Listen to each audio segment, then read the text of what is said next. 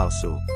Ia lalu meminta bantuan kepada para makhluk gaib yang tinggal di hutan itu, tetapi mereka juga tidak bisa membantunya.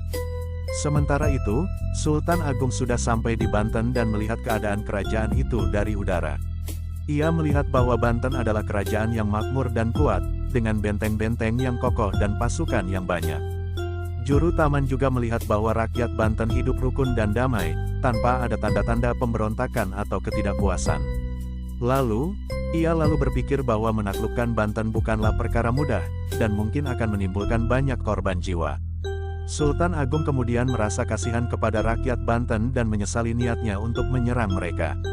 Ia berpikir bahwa lebih baik ia kembali ke Mataram dan memperbaiki pemerintahannya sendiri, agar rakyatnya juga bisa hidup makmur dan sejahtera seperti rakyat Banten. Lalu Sultan Agung memerintahkan juru taman untuk membawanya pulang ke Mataram dengan singgasana kerajaan. Namun, juru taman mengaku bahwa ia belum menemukan singgasana kerajaan yang berwujud burung pipit di hutan Krapyak. Ia meminta maaf kepada Sultan Agung dan berjanji akan terus mencarinya sampai ketemu. Sultan Agung marah besar dan menghukum juru taman dengan cara mengikatnya di pohon beringin di depan keraton Mataram. Ia juga melarang siapapun untuk melepaskan juru taman sampai ia bisa mengembalikan singgasana kerajaan ke bentuk semula. Juru taman pun terpaksa tinggal terikat di pohon beringin selama bertahun-tahun. Ia tidak bisa bergerak atau berbicara, hanya bisa menangis dan menyesali kesalahannya.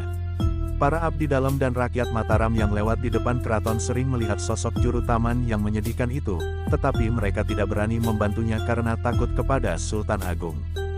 Hanya sesekali ada orang-orang baik hati yang memberinya makanan atau minuman agar ia tidak mati kelaparan atau kehausan. Suatu hari, ada seorang pedagang burung yang lewat di depan keraton Mataram.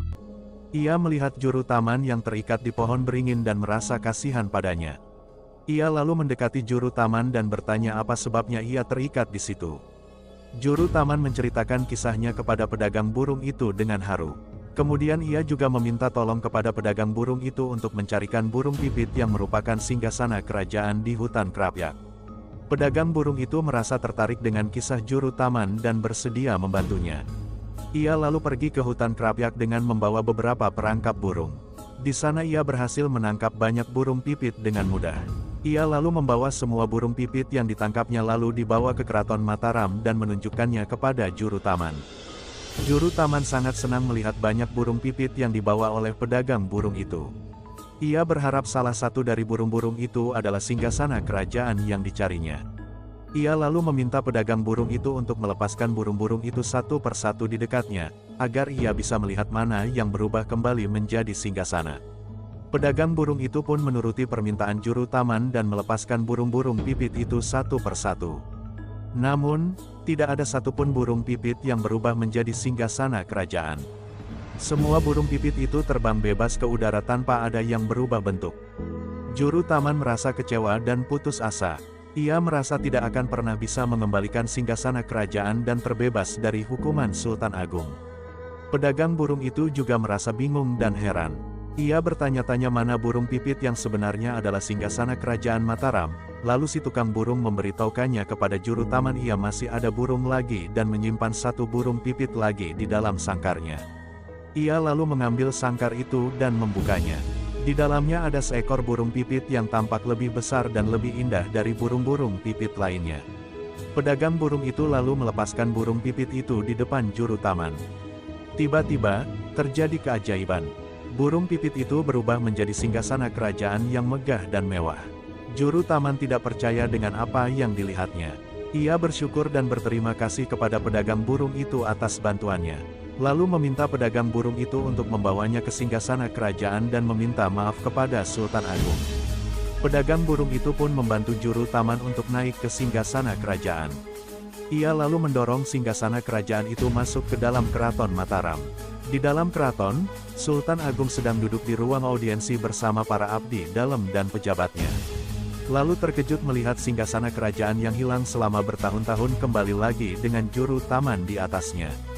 Juru taman segera turun dari singgasana kerajaan dan bersujud di hadapan Sultan Agung. Ia meminta maaf kepada Sultan Agung atas kesalahannya. Ia juga menceritakan bagaimana ia bisa menemukan kembali singgasana kerajaan dengan bantuan pedagang burung yang baik hati. Sultan Agung mendengarkan penjelasan juru taman dengan sabar dan bijaksana. Ia melihat bahwa juru taman sudah menyesali kesalahannya dan sudah menderita cukup lama karena hukumannya. Beliau juga melihat bahwa pedagang burung itu adalah orang yang jujur dan murah hati yang telah membantu juru taman tanpa pamrih. Ia lalu memutuskan untuk memaafkan juru taman dan memberinya hadiah sebagai tanda penghargaan. Sultan Agung lalu memerintahkan para abdi dalam untuk melepaskan ikatan juru taman dari pohon beringin. Lalu ia juga memberikan juru taman gelar Ki Raksasa sebagai tanda hormat atas kesaktian dan kesetiaannya. Ia juga memberikan pedagang burung itu gelar Ki Burung Pipit Keraton Mataram sebagai tanda terima kasih atas bantuannya. Sultan Agung juga memberikan pedagang burung itu sejumlah penghargaan. Ia ditetapkan sebagai abdi dalam keraton. Nah, itulah kisah legenda Kerajaan Mataram Islam yang penuh sejarah dan legenda. Kami ucapkan terima kasih Anda sudah mampir di channel kami Simbar Mayuro. Akhir kalam, assalamualaikum warahmatullahi wabarakatuh.